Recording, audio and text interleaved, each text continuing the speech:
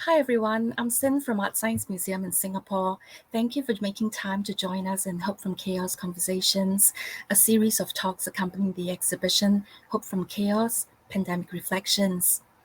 Hope from Chaos marks the second anniversary of the arrival of COVID-19 virus into Singapore. The exhibition documents the pandemic's impact on the world by examining the art and science of epidemics. Hope from Chaos also launches the Season of Mental Wellbeing at Art Science Museum, which focuses on mental health and well-being during this tumultuous time.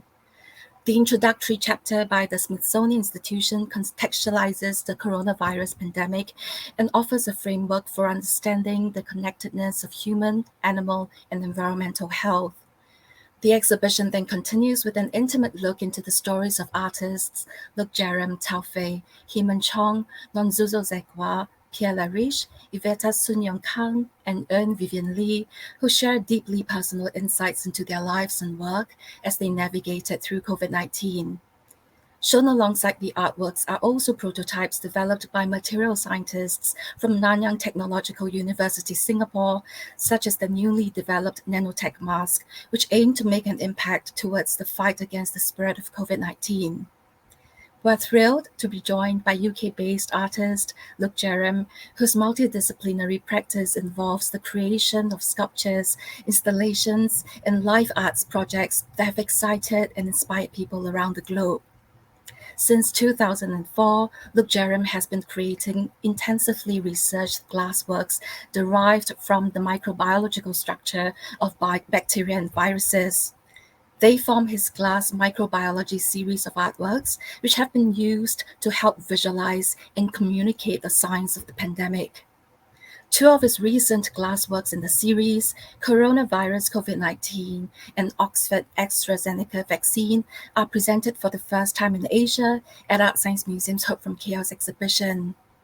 We're delighted to be joined by Luke Jerram to talk more about his Glass Microbiology series of artworks in the context of his multidisciplinary arts practice. Hi, Luke. I'm very pleased to have you with us today. Apart from Hope from Chaos, Luke, members of our community who have been following what we do might recall seeing your works at two other exhibitions we have staged previously. Your artwork Museum of the Moon was presented at Floating Utopias exhibition in 2019.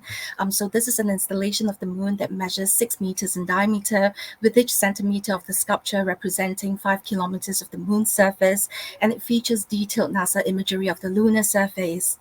And in 2014, your glass microbiology sculptures were first shown at Art Science Museum in the Natural Sciences section of Da Vinci Shaping the Future exhibition, reflecting on the legacy of Da Vinci's thinking in this area. 8 years later, Glass Microbiology returns to Art Science Museum in Hope from Chaos with two new works in the series. These glass sculptures of viruses, bacteria, and protozoa are a million times larger than what their subjects are. So in both Museum of the Moon and Glass Microbiology, the size of the objects has been manipulated to extend what we see, allowing us to observe with a sense of newness and wonderment. I'd like to begin by asking you about the genesis of glass microbiology. What about viruses had interested you, and why does it continue to be one of the recurring themes in your practice? Can you also maybe elaborate about this body of glass sculptures which you started developing since 2004 and give us some insights into your process as well?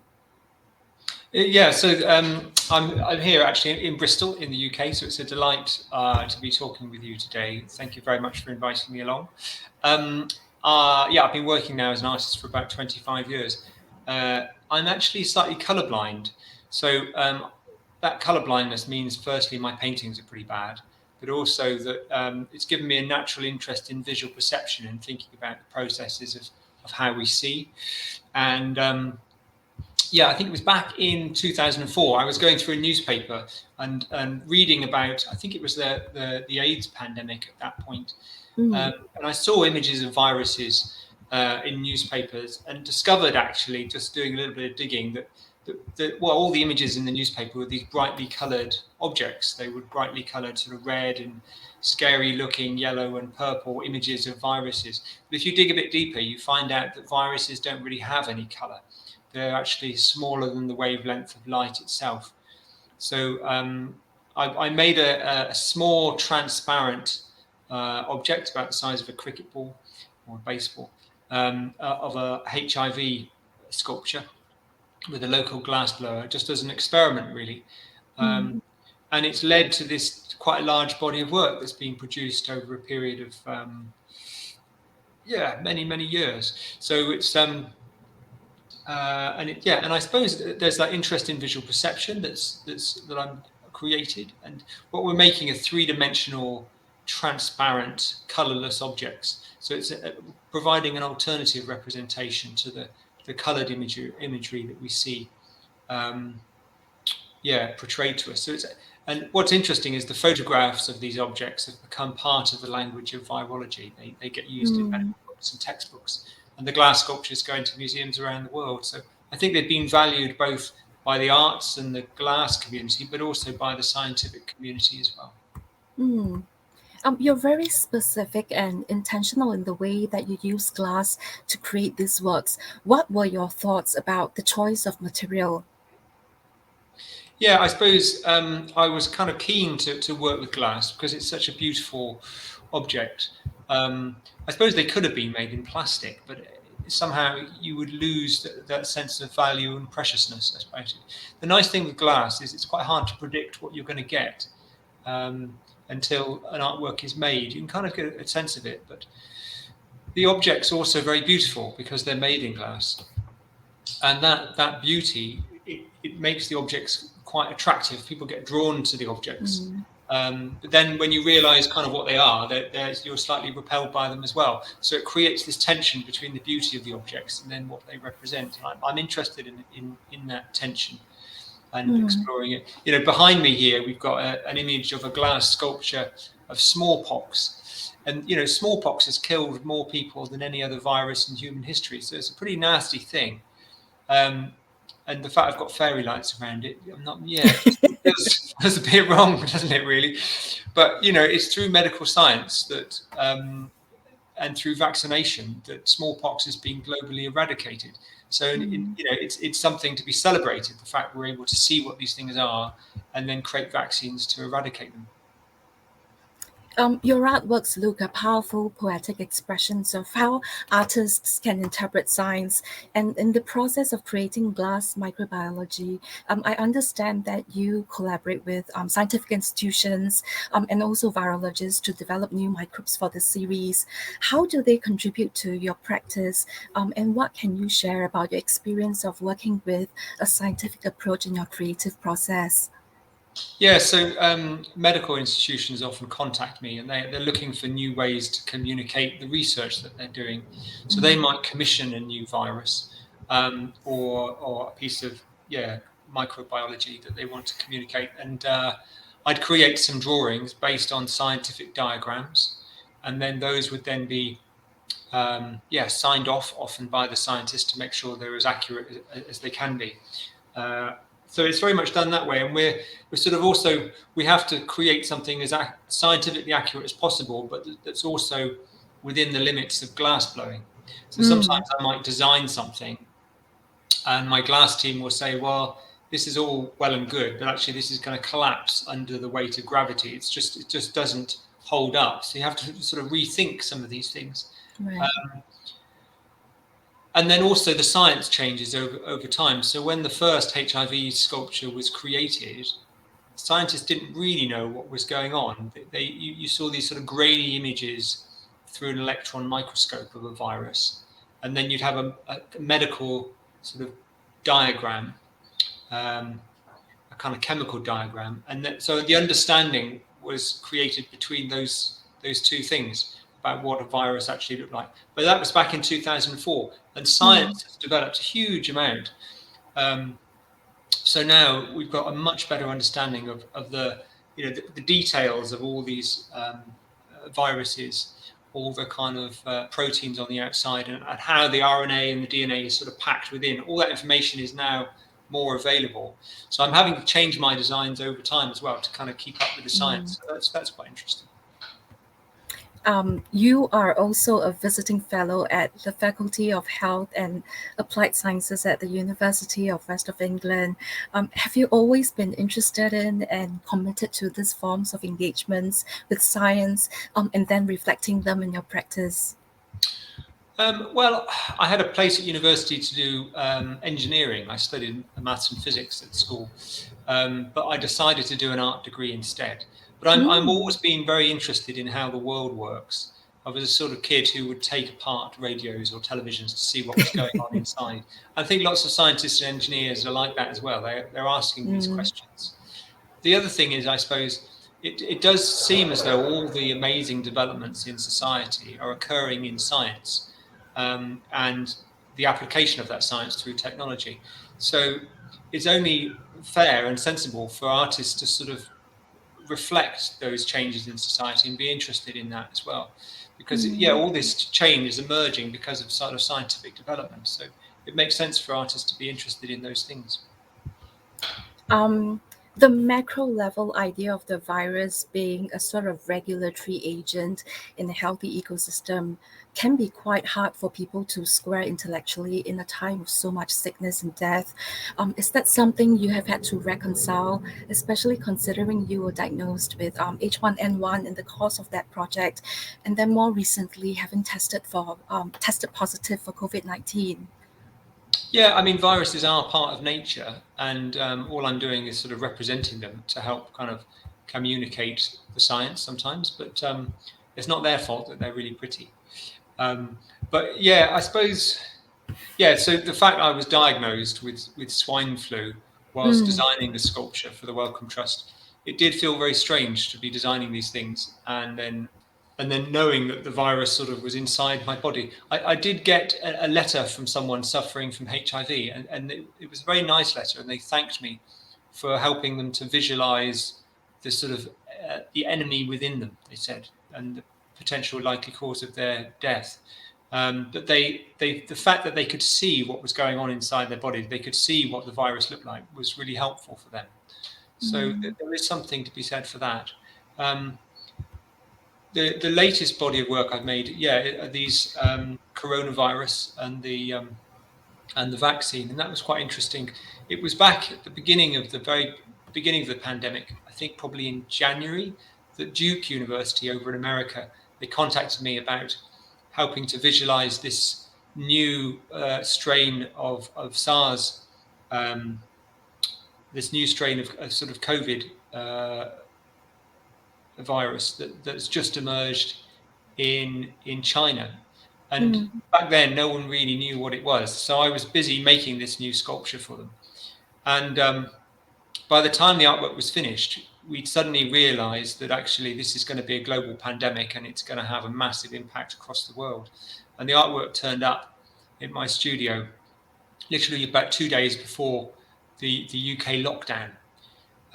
And all the press turned up to take photographs of these sculptures that then went right around the world through media agencies and have been used for lots of scientific communication. So yeah, I didn't quite. It was interesting. You don't quite realise the importance of some of this stuff that we're Mm, making until it's and yeah until further on down the road. Because when it was first commissioned, I just thought it was a sort of abstract virus that no one really knew anything about, and yeah, it turned out to be incredibly important. yeah, I was going to ask you if you had imagined how significant your works would become to the scientific community or in the sphere of public education. But I guess maybe the other question that I have for you is what has been the public response to this collection of works so far? Yeah, I think that the responses have been pretty good. These artworks, they go into museums for presentation. They go into glass exhibitions. They go into science museums.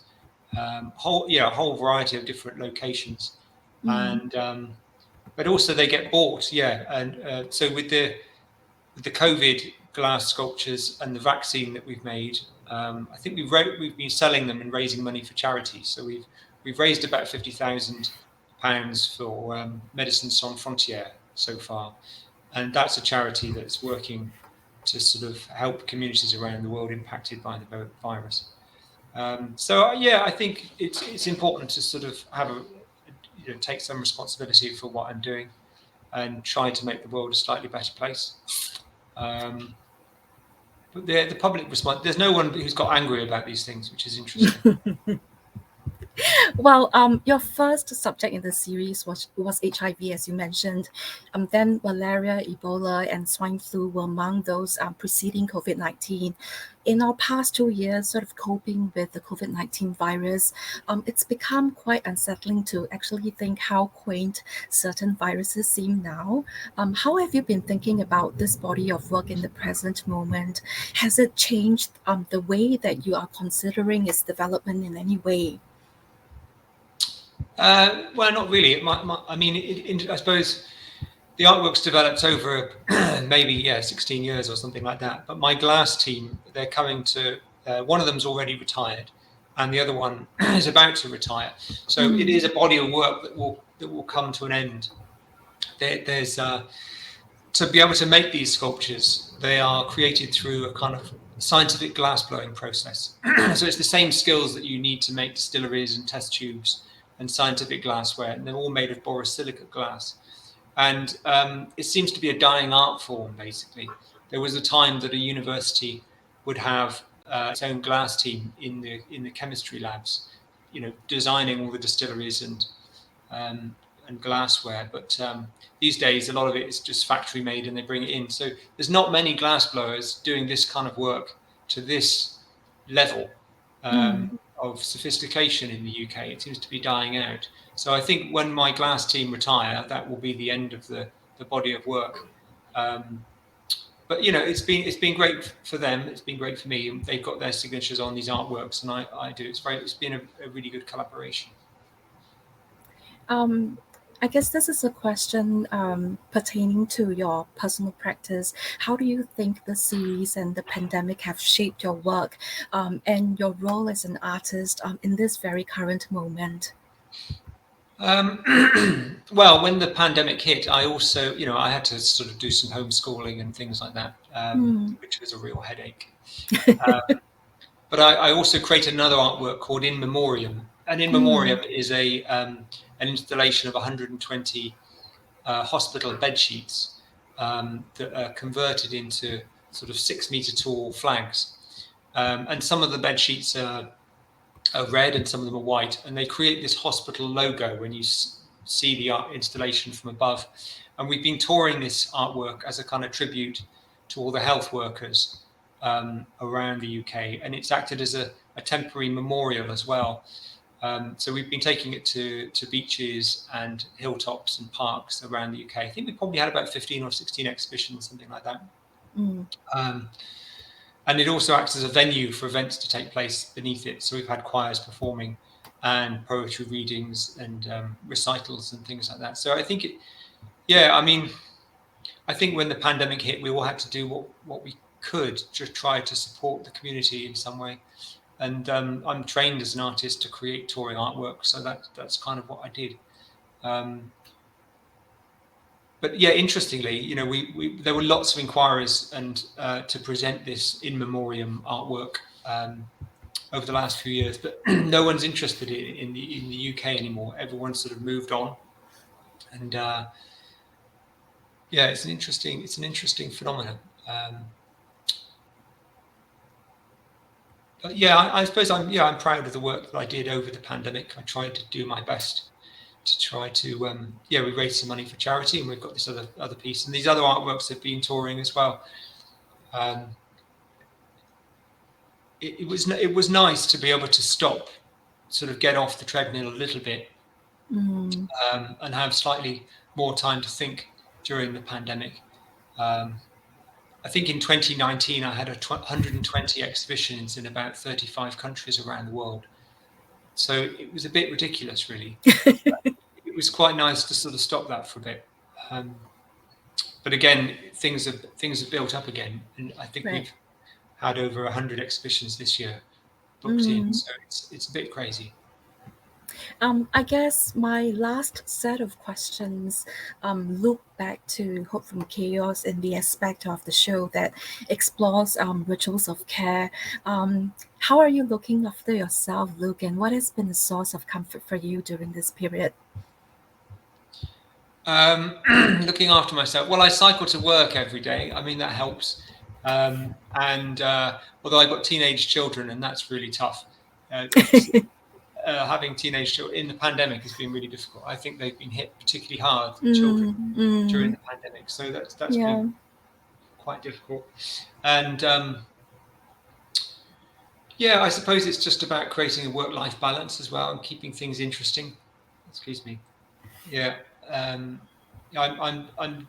sort of juggling about 10 art projects at the moment. I'm working in Uganda on a sort of fashion project. I'm working, a whole range of different projects are sort of ticking over. It's really fun to sort of stretch what I'm doing and sort of take risks. And I have no idea what sort of artwork I'll be making in 5 years' time, and that's quite exciting. That's one of the reasons I quite like my practice, is I don't get sort of captured. I think artists can sometimes stumble across one thing that they get known for, and then they can't quite escape. Whereas I try to sort of delegate responsibility to one of my team here to sort of manage the tour of the moon, to allow me to get on with the new stuff, and that process seems to work. Finally, Luke, how would you like Hope from Chaos exhibition visitors to engage with the artworks in the show? What do you hope they might take away from the encounter with the coronavirus, COVID-19, and Oxford AstraZeneca vaccine sculptures? I suppose with a lot of the artworks I make, they have multiple interpretations depending on what people bring to them.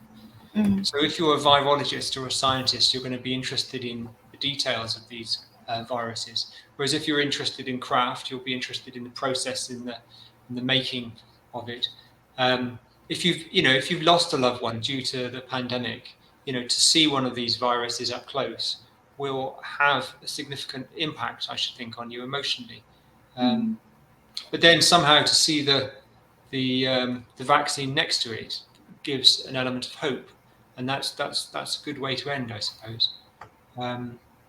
So lots of the artworks I make, they get interpreted differently depending on what the public bring to them, and I think that's important. Wonderful. Thanks for your time and generous sharing today, Luke. And thank you to all of you who have been with us across the duration of this conversation as well.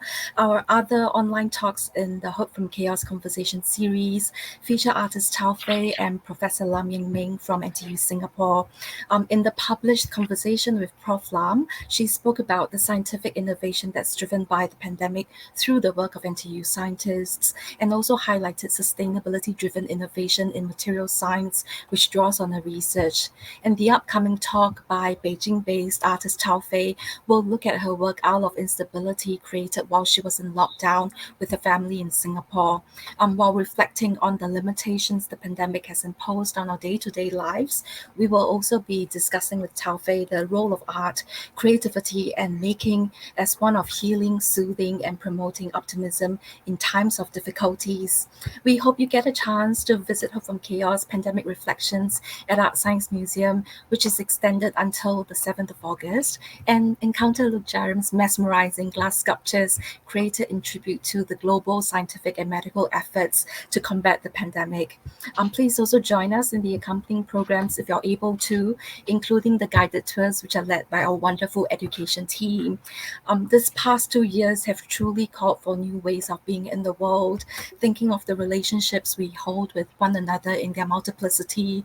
We are ever so grateful for the extraordinary community of artists around us, like Luke, who have generously shared their work, and all of you who have been part of the Art Science Museum story. Luke, thank you so much again for coming into the fold of Hope from Chaos exhibition and today's conversation. Please continue to keep well, and we wish you all the best. Thank you very much. It's been an absolute pleasure.